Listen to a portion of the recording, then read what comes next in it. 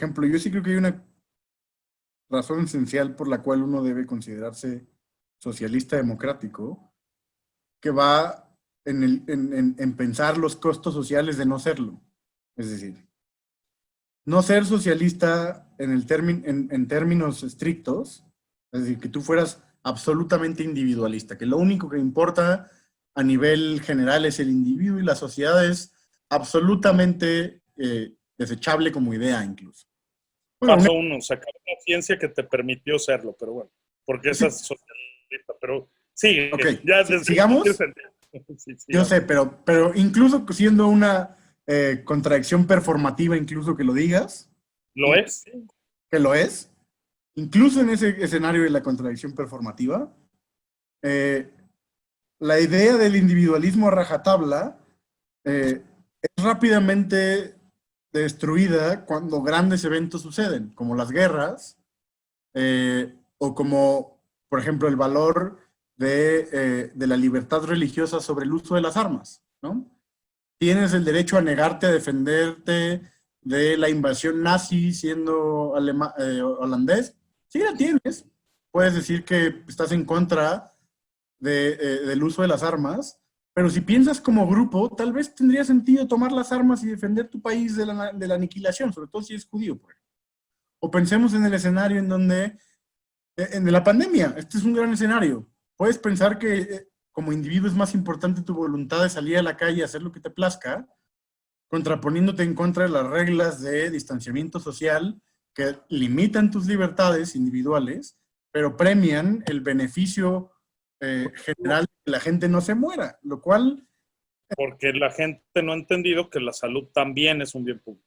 es un bien público, Vaya. pero es que ese me parece que es la manera más fácil de hacer la distinción entre la salud es muy obvio entender, pero si lo llevas a lo económico, por alguna razón empiezan a brotar todas estas ideas que yo sí creo que es propaganda, y propaganda muy chafa, sobre todo de una propaganda ochentera de Reagan, de todo lo que parezca público es socialista, todo lo que parezca que nos pertenece a todos, excepto a menos de que te puedas beneficiar de ello y que nos represente un costo, es de suyo comunista, malo, antilibertades, antital, cuando es todo lo contrario, que yo pueda tener salud, que yo pueda tener educación y que yo pueda tener otro tipo de bienes, me facilita otras libertades en el mundo, como el de gozar de mi vida intelectual. Me permites la crítica neoliberal que aquí sale así? Y es, sí, pero ningún sándwich se paga Ningún sándwich es solo. O sea, Pues, ¿qué crees? Que sí hay sándwiches que se pagan solos, güey. Porque ya sé, o sea, me estoy burlando. Yo sé, claro, todo tiene un costo. Nadie les dice que no. Pero aquí lo que me mama, lo que me encanta de ese ejemplo, es que siempre terminan los economistas siempre terminan haciendo estupideces como la economía de Robinson Crusoe, ¿no? Un solo hombre en una sola isla, con poquitos medios de producción y tal. Bueno, en esas discusiones nunca está la concepción básica de la economía aristotélica de que hay muchos más bienes aparte de los cocos, cabrón. Bienes como poder disfrutar el atardecer. Es mejor incentivar a más que a menos. Pero bueno, pues otra vez. Oye, a los liberales les encanta hablar de incentivos para los que ya tienen un montón. Pero solo hablan de cocos. Más a los que tienen menos, esos no existen. Los incentivos de los pobres para un neoliberal no existen. O sea, esos no. Los incentivos y quien lo paga tienen que ser los ricos. ¿Por qué? Pues porque así es el mundo. Y solo tiene que ser así el mundo. Y solo sobre bienes rivales, que son los que exclusivamente alguien tiene que pagar por ti. Pero en el mundo son mucho más que bienes rivales. Hay muchos bienes morales que son importantísimos. Por supuesto. Hay cosas mucho más importantes que los sándwiches que sí son gratuitas. Y ahí a mí me da escozor porque digo, creo que los neoliberales son economistas que no saben de ciencias naturales y que no saben de cómo funciona la comunidad científica. O sea, solo conocen el CIDE y el Colmex, al parecer, en México, ¿no? Y entonces creen que las ciencias son las ciencias sociales. Y entonces no se dan cuenta que las ciencias naturales son otro pedo. Funcionan distinto. A mí me gustaría agregar sobre todo creo para la gente que nos ve, que cuando estábamos pensando en lo de los bienes públicos, cuando llegas al otro extremo, que se hace como una herradura y piensas en el comunismo así más abyecto, también hay una negación de los bienes públicos, o sea, porque Claro, la libertad también es un bien público importante y tú poder expresarte. poder expresarte es un bien público, poder no solamente decir, porque, Es que el comunismo más puro le estás dando. El comunismo puro, puro es socialdemócrata, no es comunista. claro, Quien cree en los bienes públicos, cree que las libertades son bienes públicos, entonces no llegas a Stalin, jamás. claro, que también es una anulación muy importante de los bienes públicos, ¿no? O sea, aquí alguien del otro lado, porque La pluralidad es un bien público. hemos estado caracterizando solo a los neoliberales, pero también alguien que defiende el comunismo diría, bueno, pero en un comunismo nadie se muere de hambre porque todos los días tienes un pan en tu mesa. Sí, pero si tú no puedes elegir qué pan tener, eso también vulnera muy buena parte de tu individualidad y de la riqueza de los bienes públicos que debe de haber. No sé si creen esto, pero porque los neoliberales y los comunistas, ambos extremos, no creen fundamentalmente no entienden bien qué son los bienes públicos, paso uno. Creo. Y dos, enarbolan las libertades económicas sobre cualquier otra libertad. Y las libertades económicas, según yo, y podemos discutirlo después si quieren, son secundarias a otro tipo de libertades. Yo prefiero, por ejemplo, no poder que me limiten una libertad económica, que me limiten la libertad de expresión. Yo.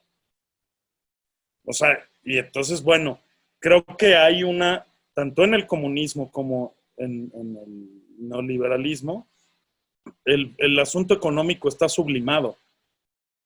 Y, y a mí me inquieta eso, porque dices, bueno, creo que hay más que eso, ¿no? Yo solo diría que en el caso del comunismo es muy evidente hacer villano, digamos, al comunismo, explicando la manera en la que estás limitado. Porque en el neoliberalismo el relato es que todos son libertades, que es un mar de libertades, ¿no? Pero no las puedes ejercer. Pero ahí viene la parte importante. El ejercicio de esas libertades es donde se vuelve súper fundamental. Ahora, ¿qué prefieres? ¿Una sociedad donde hay 80 tipos diferentes de cereal o una sociedad donde todo mundo puede comer lo que necesita, los nutrientes que necesita para tener una vida sana? Ese es, o sea, hasta el título del libro de Friedman de La libertad de elegir es engañoso porque lo plantea como algo positivo en todos los escenarios. Tal vez no, lo que hay que precisar es que Estamos de acuerdo en que en realidad, dada la capacidad que tenemos de generar riqueza, todavía, en un mundo que todavía tiene recursos naturales, es un falso dilema. O sea, no existe un escenario en donde solo tengas una o las dos cosas. Claramente, si solo existieran esos dos escenarios, es mejor que tengamos los nutrientes necesarios, aunque no tengamos 80 cereales para elegir. Pero creo que en general llevarlo a esa parte de la discusión es comprar un falso dilema, ¿no? sí, es un poco como lo que dice Marx no, bueno, no un poco, es como la frasecita que uno cada vez que escucha capitalismo, comunismo, y alguien que llevó 8 economías políticas marxistas diría fase superior del capitalismo como por continuación, ¿no? Lo tienes impregnado ¿Por qué lo dicen? Porque creo que es muy evidente, como lo acabas de decir, que si solo tuvieras esos dos escenarios, claramente es más compasivo uno que otro, ¿no? Es más compasivo que ahogarse en las restricciones de no elegir que alguien que ahogue en las libertades de otros, ¿no? O sea, si alguien se ahoga y se muere en medio de la libertad de unos pocos, o muchos se mueren en medio de esas libertades, pues parece cruel. Y lo otro, aunque es represivo y también elimina libertades, parece ser más justo, en un sentido más primitivo y más mundano de seguridad mínima, de piso mínimo. Lo que creo que esa discusión, por lo cual suele generar confusión o trabajo, es que tanto la crítica al comunismo como una entidad diabólica, malvada, o al neoliberalismo como una cosa absolutamente antisocial, parte de que tienes las dos peores interpretaciones, tanto de uno como de otro, ¿no? O sea, ¿y a qué voy? Es como, si tú piensas en un comunismo en el sentido de que se elimina, hay una abolición absoluta del trabajo humano, solo pueden trabajar las máquinas, y tú estás destinado y obligado solo a hacer de tu vida lo que te plazca, o sea, es decir, cuando no tienes una restricción de el trabajo subordinado de una persona con otra, claro que el comunismo suena mucho mejor idea que un neoliberalismo donde algunos robots y algunas personas trabajan, ¿no? Ahora, en el escenario donde todavía la gente trabaja, no me queda claro que uno sea mejor que otro, salvo para cosas particulares, ¿no? Uno para crear riqueza de manera más acelerada, pero otro para generar condiciones mínimas más aceptables. Este discurso de en el mundo hay 1 millón de niños que van a la calle, a la casa sin comer, pero uno de ellos es cubano, ¿no? Ese rollo a mucha gente le resuena porque estás pensando, digamos, de la parte de abajo de la distribución hacia arriba. Si lo piensas desde el pirámide, de la base de la pirámide, es obviamente mucho más aceptable como ideal que el otro, porque el otro supone que tu vida no vale absolutamente nada en términos del piso mínimo, ¿sí me explico? O sea, como incluso en términos de libertad, olvidándonos de las crueldades de ambos, eh, por eso creo que el planteamiento marxista de que el comunismo es una etapa superior al capitalismo habla solamente de ese factor eh, hiperespecífico de asegurar la supervivencia del grupo. No, o sea, no habla de cuál es más eficiente para avanzar más rápido, cuál es el que reparte mejor los bienes morales, que garantiza las libertades individuales, cuál es el mejor. Eso no lo piensa, lo piensa en términos estrictamente materiales, por eso se llama materialismo histórico. Por Piensa eso los dos están equivocados. materiales. ¿Vale?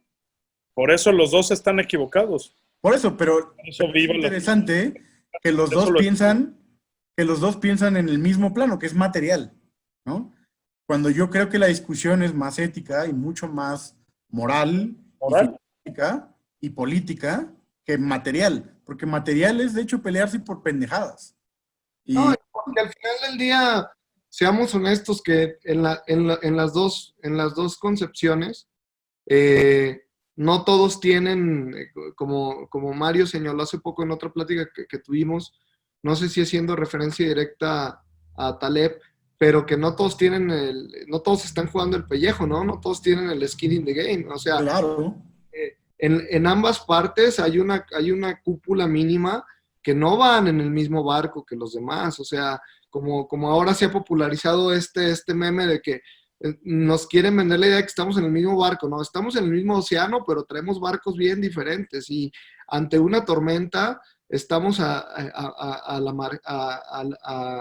la deriva en condiciones absolutamente distintas una parte de la población que otra, ¿no?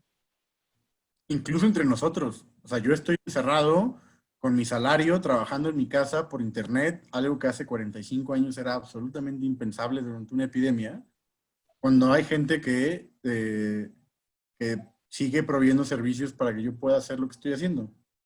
Y eso, en el sentido más estricto, pues es desigual, ¿no? Porque él no decidió exponer su vida al tener que seguir trabajando en este escenario. Seguramente desearía estar en su casa, haciendo lo que yo, protegiéndose y a su familia. Entonces sí creo que hay una cuestión de el trabajo subordinado, ¿no? Es como esta cosa de la extracción de la riqueza de un humano por otro, el abuso de un humano hacia el otro para que tú puedas tener cierto nivel de vida. Ahí sí es difícil discutir con esa lógica marxista porque se vuelve también una petición de principio, ¿no? Es como si te dicen, bueno, es que hay que eliminar todo abuso del hombre por el hombre, pues entonces lo que necesitas es que ningún hombre trabaje, ¿no? Por definición, para obtener lo mínimo al menos. Que el que trabaje sea por gusto. Eso es imposible en términos materiales hoy, ¿no? Si lo fuera, ok, podemos tener esa discusión. ¿Puedes aminorar ese problema? Sí, sí lo puedes aminorar. ¿Cómo? De nuevo, es un balance pragmático entre política y ética y política económica y tal, al grado en el que tengas una sociedad más igual.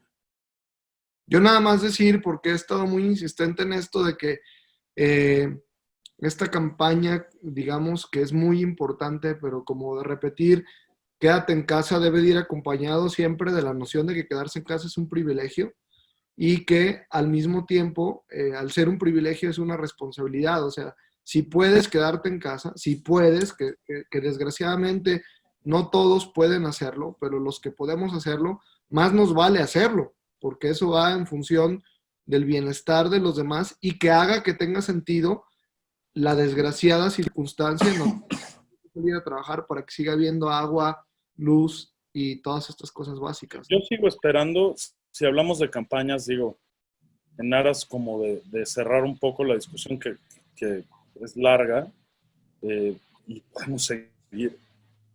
A mí me gustaría en campaña que México ya empezara a hacer campañas sobre bienes públicos. O sea, que no es fácil, no es rápido, es muy largo, pero más nos valdría la pena empezar a explicarle a la gente y bombardear a la gente de que hay muchas cosas que son públicas y que nos conviene cuidar porque son públicas. Si nosotros no generamos una cultura del bien público, la izquierda en México es imposible, desde mi punto de vista. Yo creo que eso se logra solo empezando en que la gente vea reflejada en su calidad de vida. Sí, va aparejado, ¿no? Sí, pero o sea, me refiero, por ejemplo, a lo Pero de la te pongo un pensión. caso, te pongo un caso simple. La pensión de adultos mayores. No, Todo el tío, mundo la puede recibir. más terrenal. Yo tengo enfrente de mi casa un parque y la gente todavía luego tira basura. Dices, a ver. Está claro y no habría que explicarles que es un bien público el parque. Sin embargo, si no se los haces patente, eso en economía conductual al día de hoy hay estudios para tirar para arriba. Si no les pones un letrero y les dices, cuida el parque es de todos, si tú no empiezas a generar una cultura de los bienes públicos, y puedo llegar al parque hasta la salud, como decía Alejandro, o sea, cuida, no salgas, la salud es de todos, cuidando, no saliendo, cuidas la salud de todas y todos. Si no haces eso, que es un camino larguísimo, nunca vamos a poder tener una izquierda funcional en México, desde mi punto de vista. Tienes que empezar a generar una cultura de bienes públicos desde ya. Y para eso, lo peor que puede pasar es polarizar. Porque si polarizas, la polarización es antibienes públicos. O sea, el bien público es de todas y todos, desde el más rico hasta el más pobre, hasta quien sea. Si tú no generas una cultura de bienes públicos, es imposible que una izquierda en este país arraigue y funcione. Porque la izquierda está basada en la idea de bienes públicos. De socializar. Pues sí, de bienes públicos. Y de que los bienes privados son, claro que existen, pero no son la base de nuestra vida. La base de nuestra vida son los bienes públicos. Haz una pequeña comentario final de eso.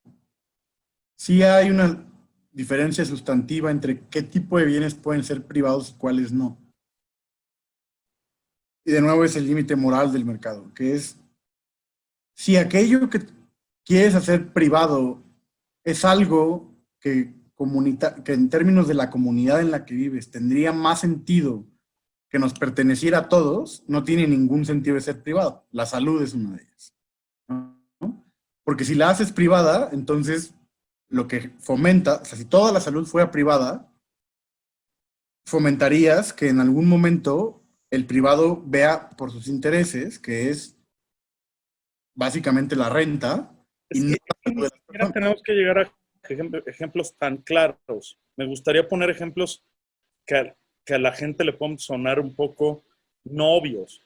Te pongo un ejemplo, la seguridad es un bien público. Si tú vas a un mercado a comprar tu comida, que la entrada del mercado, la calle, la iluminación estén bien, es un bien público. Y entonces tú puedes hacer un llamado social a que la gente, por ejemplo, la cultura de la denuncia es un bien público. Tú debes de fomentarla, incluso si no te roban a ti. Si ves que están robando a alguien, tú denunciar, tú hablarle a la patrulla. ¿Por qué? Porque la gente sigue pensando que si no le pasa a ella, no hay problema. Tú tienes que empezar con una campaña durísima que seguramente va a llevar décadas para generar esta idea de que hay un montón de cosas, más de las muy obvias, que son bienes públicos. Claro, yo que soy cosmopolita, suena contradictorio que hable de comunidad, pero no se contradicen. O sea, tú puedes ser muy cosmopolita y decir, bueno, aunque soy cosmopolita y me importan todas y todos donde estén los de mi especie, bueno, yo vivo en esta colonia y mi parte de contribución a la humanidad es mejorar esta colonia, no porque no me interesen los otros, ¿no? Y entonces, que la gente empiece a sentir que hay cosas que son de todos y todas. Y entonces, cosas tan simples como la cultura de la denuncia, son cosas, la denuncia es un bien público. La justicia, pues, para acabar, es un buen bien público. Sí, Entonces, es un buen ejemplo de qué pasaría si privatizas la justicia, ¿no? Que hubiera jueces privados,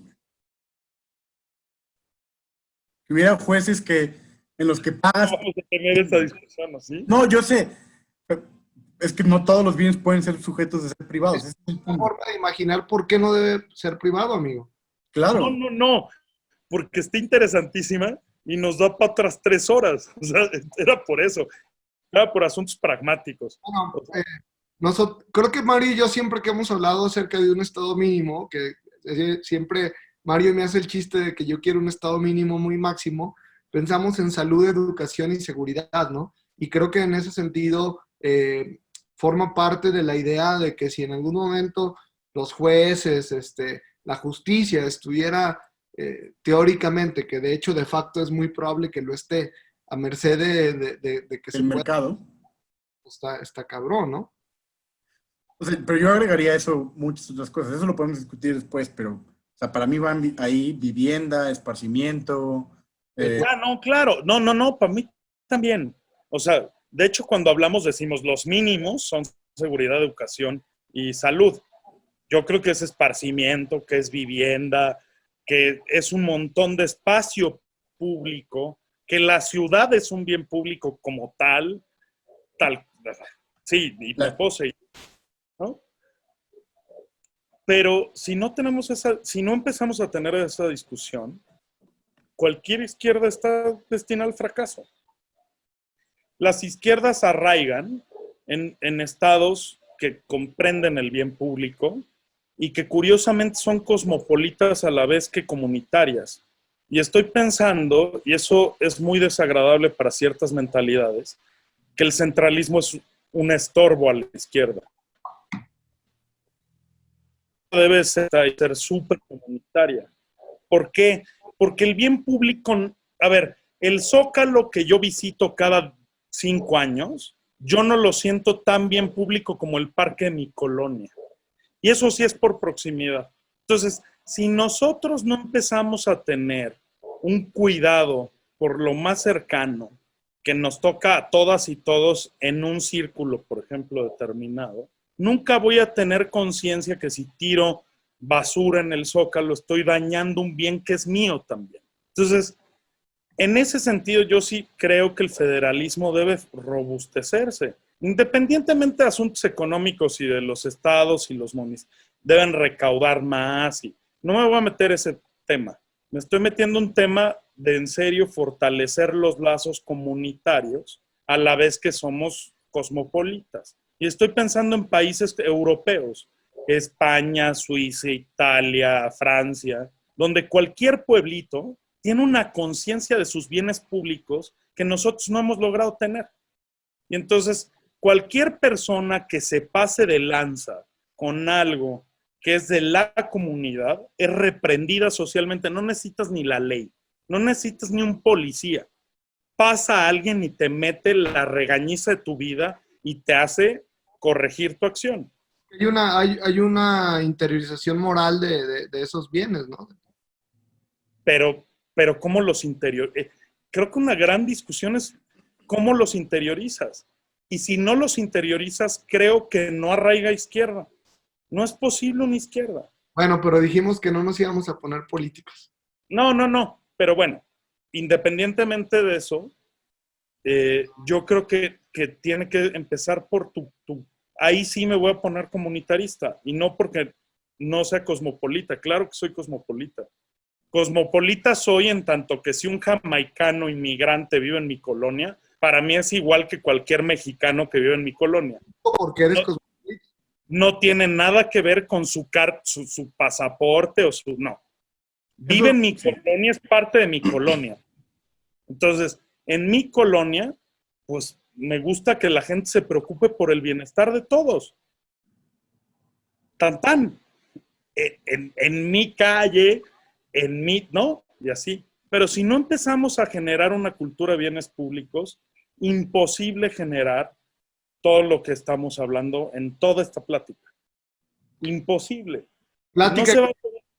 Plática que yo creo que debemos ir finalizando y deberíamos de repetir, por cierto, que me parece Sí. ha pasado un gran tiempo platicando con usted. Conclusión. Bueno, pues que debemos de volvernos a ver. De entrada. No, pues mi conclusión es ojalá que aprovechemos la oportunidad que esto nos da para ser más conscientes de nuestros bienes públicos, de cosas que son de todos y todas. Y que... Yo sí creo que ante la adversidad, la solidaridad suele ganar solo porque es más estable como estrategia. Nuestros estados deberían de copiar más cómo funciona la comunidad científica también. Funciona mucho mejor que los estados. Y yo sí no tengo pruebas, es obvio. Yo con riesgo de sonar muy hipioso, pero creo que esta encerrona nos va a dar la oportunidad de reflexionar sobre cuáles bienes son primordiales, sobre que hay cosas mucho más importantes que el consumo desembocado que solíamos tener, yo creo que en general, y que reflexionemos sobre todos los bienes que hemos podido compartir en este tiempo, que son más que un free sandwich, ¿no? Y que los hemos tenido a disponibilidad, que nos hemos dado cuenta que hay muchos bienes disponibles aún en medio de una crisis como esta, y que esos bienes de hecho nos han mantenido a flote emocional, psicológicamente y digamos incluso como especie, más allá de aquellas cosas que solemos presumir. Yo creo que ahorita que hemos visto que figuras políticas importantes, artistas famosos, han sido contagiados por el coronavirus, es importante recordar que esta locura de dónde ponemos el estatus de las personas no genera ninguna distinción en la vulnerabilidad que tenemos como seres humanos, y que sería importante que empezáramos más bien a buscar qué cosas nos fortalecen más como seres humanos, más allá de esta locura de la competencia capitalista, de la que a veces somos parte, y que creo que sí es una oportunidad. Obviamente el mundo no va a cambiar, pero lo que sea poquito que cambie, si no es a partir de esto, como lo he dicho muchas veces, ya no nos va a tocar verlo en vida. Si esto no genera un cambio, ya no veremos ningún cambio en nuestro tiempo de vida. Completamente de acuerdo. Siempre es posible una tercera guerra mundial, no puede ser.